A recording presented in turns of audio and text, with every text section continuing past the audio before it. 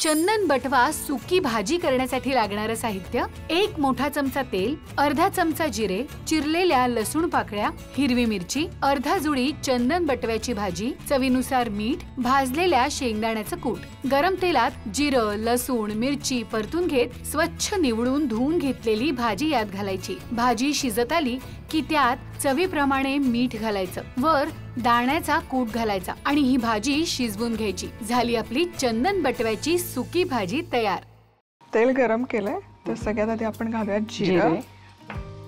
जिरं तडतड झाले की आपण त्यात घालणार आहोत लसूण. भरपूर लसूण टाकायचा. पालेभाजीची सुकी भाजी असेल ना तर त्याला लसणाचा वापर थोडा जास्त करायचा. चव खूप छान लागते. आणि लसूण चांगला तांबूस रंगावर झाला की त्याच्यात आपण मिरची आणि एक सारखं परतून घ्यायचं.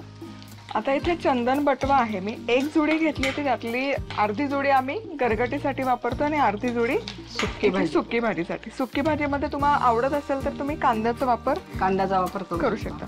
पण मला एकतर चंदन बटवाची भाजी खायला प्रचंड आवडते, पण विदाऊट कांदा. मला कुठलीही पालेभाजी विदाऊट कांदाच खायला आवडते.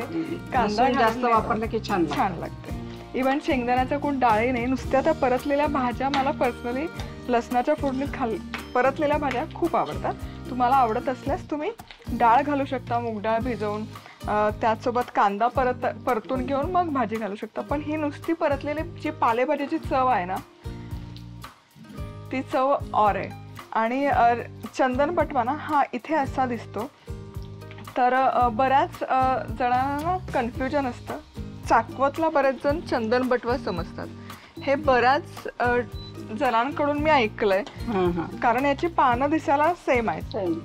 चाकवत सारखीच याची पानं दिसतात, पण चाकवतची पानं मोठी मोठी असतात तर चंदन बटवाची पानं कोवळी आणि लहान असतात आकाराने. आणि हलकासा तांबूस रंग याच्या देठाला असतो. म्हणजे तुम्ही चंदन बटवा जर विकत आणायला गेलात, चाकवत नका आणू. त्यासाठी मी हे तुम्हाला भाजी दाखवते की ही दिसतीये कशी. आता लसूण आणि मिरची छान अशी परतून घेतली. एकदम तांबूस रंगावर लसूण झालेला आहे. त्यात आपण आता भाजी टाकणार. सो भाजी आम्ही निवडून स्वच्छ धुवून घेतली.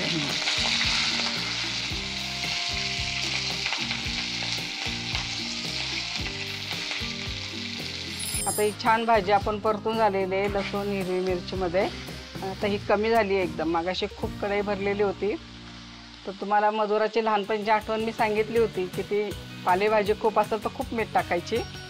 तर तिला आता ही भाजी शिजत आल्यावर आपण मीठ टाकायचं. तर कोबी असो काय असो अशा खूप दिसणाऱ्या भाज्या शिजून कमी होतात.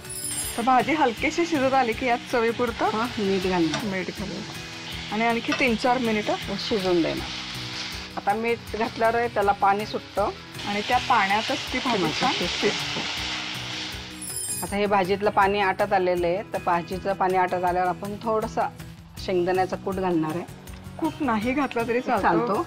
विदाऊट कूटच ती खूप सुंदर लागते चवीला. त्या भाजीची मूळ ती भाजीची चव आहे ना ती अफलातून आहे.